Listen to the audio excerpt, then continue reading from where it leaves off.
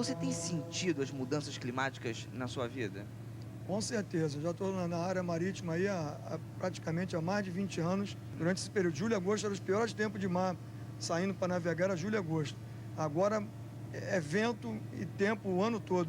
Ultimamente tem feito calor, sim, uma forma absurda. Aí no dia seguinte tá o tempo todo nublado, chove pra caramba, aí no dia seguinte faz calor de novo. As estações eram mais definidas. Existia a temporada de chuva, que era de dezembro a janeiro, né? Então a gente já sabia que ia chover muito naquela temporada e já existia uma preparação, digamos, física na cidade.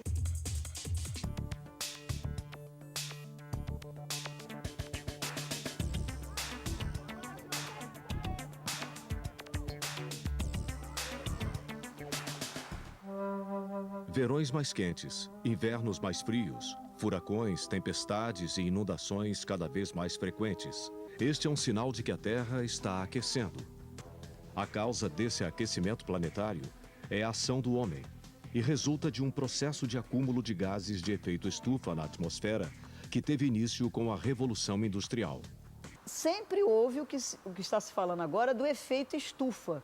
A atmosfera, graças a Deus, melhor com esse efeito do que sem ele, ela sempre funcionou como esse cobertor protetor. O problema é que com a ingestão desses gases, esse cobertor fica mais grosso e o planeta fica mais quente, ocasionando, por exemplo, essa incidência maior de eventos meteorológicos ou fazendo mudar o regime de chuva, excesso de chuva num lugar, passando para outro ponto. Lugares onde você poderia plantar determinada cultura, fica inviável, ou porque a temperatura aumentou muito, ou porque a chuva escasseou, ou porque chove a mais do que choveria. Você muda o regime climático do planeta. E isso é imediato. Isso vai acontecer com mais, vamos dizer assim, com mais intensidade nas cidades, porque nós estamos nos aglomerando nessas cidades. E os problemas, as consequências são sempre maiores. Além de sofrerem com o processo de aquecimento do planeta, as grandes cidades enfrentam uma importante questão local, que envolve o microclima urbano. É nelas que ocorrem o que os especialistas denominam de ilhas de calor, uma característica da própria formação das cidades, na medida em que vastas áreas são desmatadas para dar lugar a construções verticais e ao asfaltamento do solo. O desmatamento eleva a temperatura. A verticalização dificulta a circulação do ar, o que também eleva a temperatura. E o asfaltamento aumenta a absorção de energia pelo solo, o que igualmente aumenta a temperatura. O que essas mudanças climáticas alteraram o seu cotidiano? Hoje em dia eu uso muito mais transporte público porque andar na rua está insuportável. Não tinha aquela coisa de você ir para a praia e você sentir aquele forte calor. Você não sentia isso. Agora você vai para a praia, você tem que alugar um guarda-sol ou até mesmo levar. O uso do filtro solar. Sempre quando vai pegar sol, com certeza. Eu tenho rinite alérgica, então já começa por aí, meu problema é de saúde. E às vezes já é complicado vir trabalhar de calça, aí a gente bota uma bermuda, entendeu? Você ficar bebendo água, manter a alimentação maneira para não passar mal, não ficar desidratado, ter uma insolação e tal. O calor excessivo causa um desconforto muito grande. Eu acho que isso faz cair a produtividade de qualquer um. O problema é que esse aumento de energia, aumento de temperatura, ele não se dá de uma forma uniforme.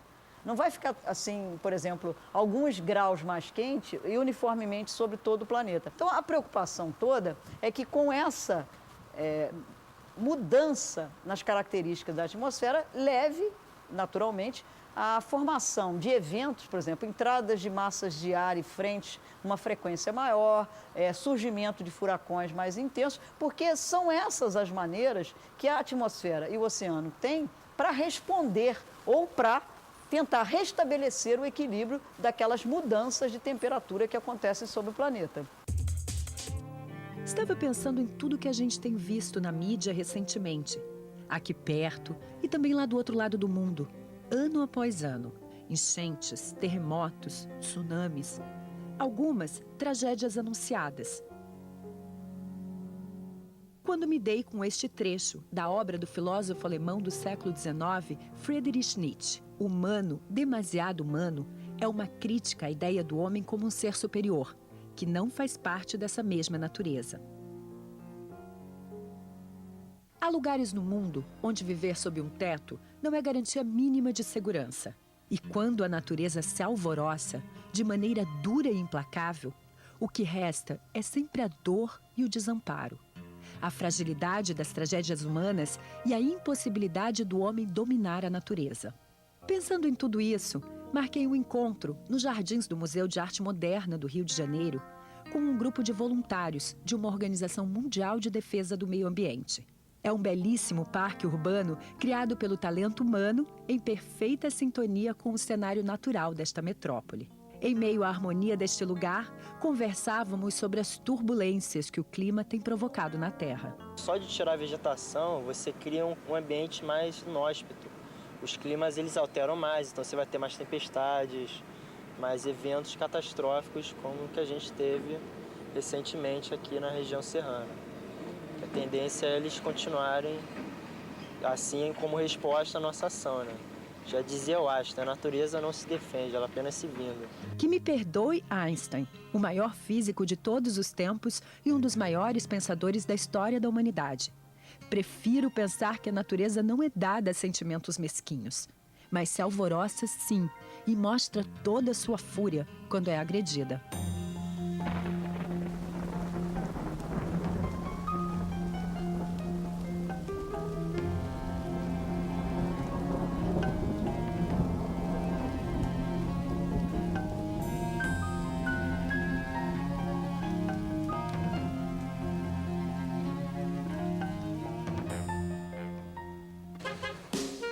Esses veículos seduziram a geração pós-guerra. E o cinema contribuiu em grande parte para essa sedução. Aliado à propaganda, que já na década de 1960 ensinava que automóvel é liberdade, sucesso, bem-estar. Nascia ali a cultura do carro, que acabou criando o que alguns chamam de carrólatras, ou seja, apaixonados por carro. O verbete ainda não faz parte dos dicionários, mas vem a calhar, pois o que não falta são aqueles que fazem dos seus carros verdadeiros fetiches, por considerarem que têm poderes de sedução. Limitada inicialmente à Europa e aos Estados Unidos, a cultura do carro chegou ao Brasil em meio à euforia do desenvolvimentismo. Incentivada a investir no Brasil com a promessa de elevados lucros, a indústria automobilística se estabeleceu em São Paulo, a maior região metropolitana da América do Sul, gerou empregos e criou a expectativa da aquisição de automóveis. Hoje em dia nós temos um parque automotivo enorme, uma quantidade de automóveis por habitante muito grande, somos o quarto maior produtor de automóveis mundial e isso pode tornar que o nosso país seja um dos que tem a maior frota de automóveis do mundo. Hoje em dia o engarrafamento é péssimo. Realmente o rodoviário não rola. Tem gente que sai daqui, vai na padaria comprar carro para exibir o seu carro. Só pode ser. Acho que não tem necessidade disso. Tem lugar que as pessoas trabalham, dá para ir de bicicleta, ganha condicionamento físico, não polui o planeta, não é isso? A gente está na campanha de quê? Aquecimento global, né? Cerca de 80% de toda a energia produzida no mundo ainda tem origem na queima de combustíveis fósseis como o carvão, o petróleo e o gás natural. Esses combustíveis são utilizados principalmente pelas termoelétricas para a geração de eletricidade, pelas indústrias e pelos veículos motorizados. E são responsáveis por mais da metade de todo o gás carbônico lançado na atmosfera pelo homem. Os países desenvolvidos, apesar de terem apenas 18% da população mundial, respondem por 47% dessas emissões.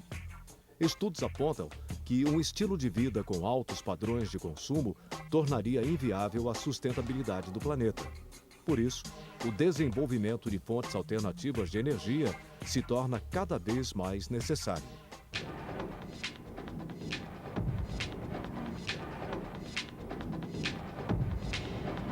Qual energia você usa nesse teu carro? GNV. Pode me mostrar teu GNV? Por que você optou pelo GNV? Porque se eu coloco álcool no carro, eu vou gastar em média uns R$30 a mais por dia. Por que gasolina? Porque o meu não permite colocar gás. Quer dizer, o meu bolso não permite colocar gás. Mais ou menos R$6.000 para colocar gás num carro que vale 16.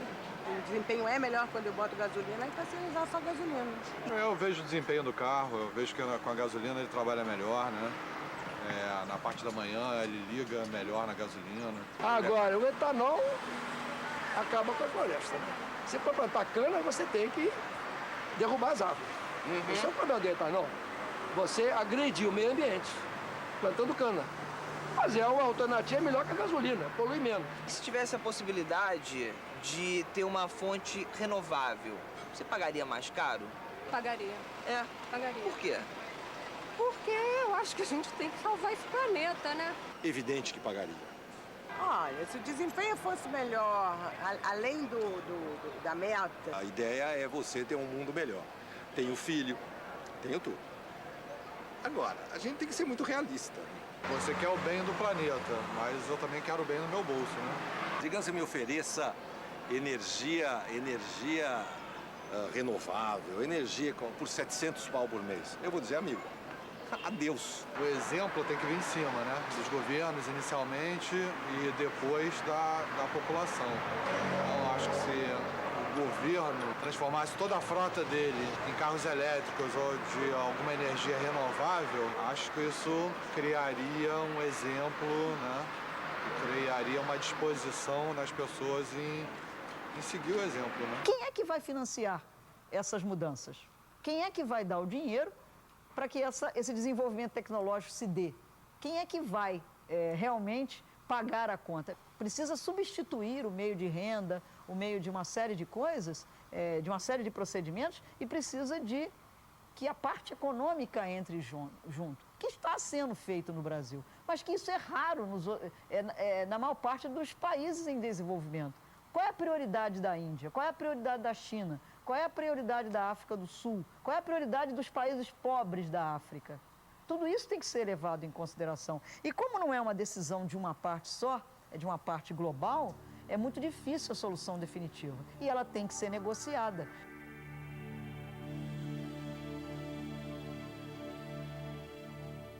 O setor energético é fundamental para qualquer decisão a ser tomada visando ao desenvolvimento sustentável da humanidade. Com o êxodo rural, que transferiu milhões de pessoas do campo para as cidades, é nas áreas urbanas que a energia passa a ser cada vez mais importante.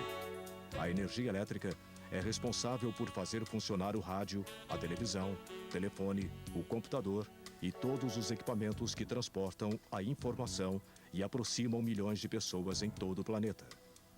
Você tem muitos aparelhos eletrônicos na sua casa? Uns 10, 15, 10 a 15. Tem um ar-condicionado, tem uma lave-seca, tem duas TVs, tem uma TV tamanho médio, uma menor, tem um som, tem um DVD. Bomba de água, gastei com chuveiro elétrico, lá não é a gás. E micro-ondas, essas coisas pequenas, né, que a gente usa em casa. Computador, televisão, todos os eletrodomésticos possíveis. Você sabe de onde vem essa energia que você gasta? Não. É difícil. Você acha que a maioria das pessoas sabe? Não tem essa consciência, não tem essa... A energia... As pessoas hoje estão preferindo as LED, né, que gasta 40% a menos de energia. Elas querem ver o selo. Se não tiver o selo, ela olha para outra televisão que tem o selo. A categoria vai de A a E. Quanto mais baixa é o consumo, mais acima fica classificado determinado produto. Se eu comprar pensando só no hoje, eu vou acabar gastando mais. Às vezes não é tão lucrativo. Não, pensando na natureza. Eu acho que as pessoas são muito individualistas, que elas pensam muito assim no hoje. Eu não vou estar vivo daqui a 40 anos, porque preservar o hoje. O que faz bem para a natureza faz bem para a gente também, né? Fazer um referencial de custo, mas não falando que vai sair por tanto. Ó, você paga tanto, vai economizar tanto, o benefício vai ser de tanto. Acho que é a coisa mais direta, mais pega no bolso a pessoa passa, mexe no bolso. Porque convencer teoricamente, ecologicamente correto, não tem persuasão muito forte. O cara, vou morrer logo, não estou preocupado com isso. No Brasil, grande parte da eletricidade vem da fonte hidráulica, o que coloca o país na lista dos maiores produtores de energia renovável do mundo, junto com o Canadá. 46% de toda a energia utilizada no Brasil tem origem renovável. Isso é algo único no mundo. A média mundial de utilização de energia renovável é de cerca de 13%. E em alguns países, grandes consumidores de energia, como os Estados Unidos da América, a parcela de renováveis naquele país é de cerca de 7%. Mas no transporte rodoviário, o Brasil ainda é movido a combustíveis fósseis como gasolina e óleo diesel, usados no transporte de cargas, de passageiros, além dos automóveis. Há a opção pelo álcool combustível, setor em que o Brasil foi pioneiro, como também é pioneiro na produção do biodiesel, que começa a ser utilizado em forma de teste. Essas são boas opções. No entanto, nós poderíamos agregar a essas outras boas opções. Projetos mais ambiciosos buscam tecnologias mais modernas, capazes de mover ônibus a hidrogênio, uma solução para o transporte coletivo sustentável dentro das cidades.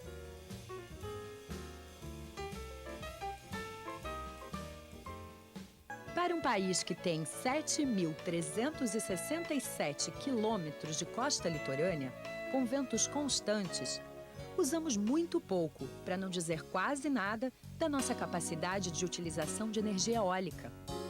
E a solar? Esta é de um potencial imenso e também pouco explorado. Mas algumas atitudes começam a mudar essa realidade. Empresas que já incluíram em suas metas o compromisso socioambiental investem neste tipo de energia em suas novas edificações. O novo complexo do Centro de Pesquisas da Petrobras, localizado na Ilha do Fundão, no Rio de Janeiro, é um exemplo.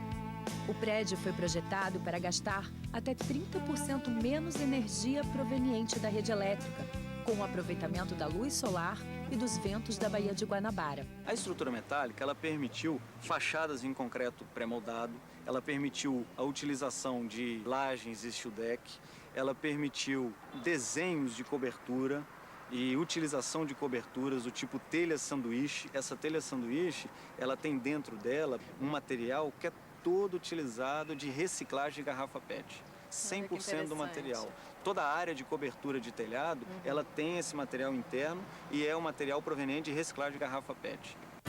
Nas residências, responsáveis por cerca de 24% da energia elétrica consumida no Brasil e cuja maior parcela da demanda está nos grandes centros urbanos, este investimento também ainda é muito pequeno. Mas há um futuro promissor apontando para o céu. É o que acredita a arquiteta Alexandra. Ela transformou a casa em que mora numa eco house, um projeto de uso de recursos naturais, como água e energia, de forma ecoeficiente. Eu faço estudo de quanto tempo vai demorar para você pagar aquele investimento, com a economia gerada por ele. Então, aí fica mais fácil para a pessoa decidir, entendeu? Com energia solar é a mesma coisa. Esse sistema é mais caro do que colocar um chuveiro elétrico, sem dúvida. Mas chuveiro elétrico você vai estar sempre pagando a conta de luz. E aqui, eu já estou aqui há 7 anos, esse sistema já está pago. Nos primeiros 2 anos ele se pagou. Na casa de Alexandra, a disposição dos cômodos foi pensada para economizar o uso de ar-condicionado. E outros detalhes. A água também é reaproveitada na irrigação de jardins e nos banheiros. Em Belo Horizonte, a maioria dos edifícios residenciais tem aquecimento solar de água, a maioria mesmo. E a questão da água em São Paulo já é legislação. Então tem que ter coleta de água de chuva. E alguns prédios já estão tendo o uso dessa água. Mas se ainda não podemos ou não nos convencemos dos benefícios econômicos e ambientais a ponto de investir neste tipo de recurso, não há motivo para se resignar. Afinal, é possível gerar energia de maneira renovável a partir de diversas matérias-primas. E uma delas, podemos guardar e doar depois de usada, ao invés de eliminar no meio ambiente, como é feito na maioria das vezes. O processo funciona da seguinte forma: coleta-se óleo que sobra das cozinhas. No nosso caso, a gente acha até mais adequado, por razões logísticas, recolher esse óleo em restaurantes e bares. Há em Copacabana cerca de 80 restaurantes, 120 bares. Todos esses bares e restaurantes produzem comida a partir de frituras e tem que dar um destino a esse óleo usado. Se esse óleo pudesse ser recolhido por uma cooperativa ou até mesmo pelos caminhões da Conlurb, que usam, diga-se de passagem, biodiesel, que poderão usar mais adiante o biodiesel produzido exatamente dessa forma.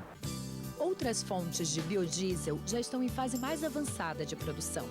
No Brasil, a Petrobras já tem 5 usinas gerando produto a partir de oleaginosas, como o dendê, a mamona, a soja e o girassol, além de investir pesado na produção de etanol. O objetivo é, além de atender ao crescente consumo interno, tornar o Brasil o maior produtor e exportador mundial deste produto. Afinal, os esforços para diversificar nossas opções de oferta de energia são grandes. Seja no âmbito individual ou coletivo, segmentar nossas fontes significa garantir qualidade de vida e a saúde do planeta. Desde 1995, a cada ano, o mundo se reúne durante a Conferência das Nações Unidas sobre Mudanças Climáticas para tentar chegar a um acordo que reduza as emissões de gases do efeito estufa. Atualmente, os 194 países participantes concordaram em preparar um novo pacto sobre o clima entre os anos de 2012 e 2015.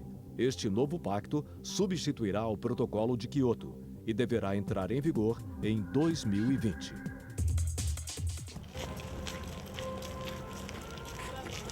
Este século, cuja segunda década está apenas começando, acredito, será decisivo para a história humana.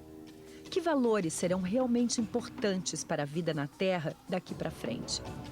Qual o papel das empresas, dos governos e de cada cidadão neste processo? Felipe, Mariana e Bárbara são jovens que tomaram para si o dever de fazer com que mais pessoas pensem e, aos poucos, se responsabilizem pelo futuro das cidades e do planeta. Nós temos os chamados pontos verdes, que a gente vai para locais públicos e para conversar com a população sobre as diversas campanhas do Greenpeace, sobre energia nuclear, energias renováveis, aquecimento global. E também a gente tem um trabalho nas escolas. A pessoa pode não participar de um grupo, mas se tiver uma atividade diária, um hábito rotineiro, por exemplo, separar o lixo. Separar o lixo não é difícil, é um hábito que depois você faz pela primeira vez, você se acostuma, é que nem escovar o dente. Mas é preciso um movimento muito maior para esta mudança. O mercado de créditos de carbono parece uma alternativa promissora para compensar as emissões de gases poluentes na atmosfera. No entanto, o incentivo financeiro é fundamental para que as boas ideias sejam replicadas, como a da Usina Verde, da Universidade Federal do Rio de Janeiro. Aqui, o lixo é separado e o que não vai para a reciclagem é incinerado e utilizado como um combustível limpo para a geração de energia, colaborando para evitar que um dos piores gases do efeito estufa seja liberado para a atmosfera. Esse lixo que vem para cá iria para Gramacho. Lá em Gramacho, ele ia emitir Y de metano, que é um dos gases do efeito estufa, que se transforma em CO2 em contato lá em cima com a atmosfera e tem um peso 24 vezes maior do que o próprio CO2. Então, o que a gente faz aqui? Aqui, quando recebe o lixo orgânico e evita que esse lixo orgânico se transforme em metano, gerando o mau cheiro e os gases do efeito estufa, nós estamos roubando carbono da atmosfera. Na Baixada Fluminense, outro modelo pioneiro de tratamento de resíduos já vem gerando frutos ambientais, sociais e econômicos para o município.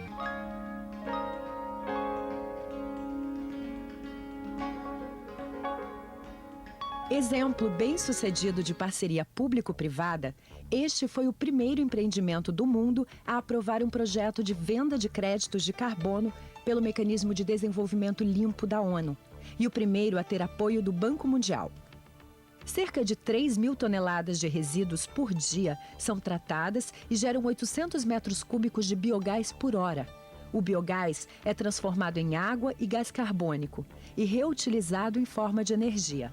A previsão é que até 2012 deixem de ser emitidas cerca de 2,5 milhões de toneladas de gás carbônico equivalente.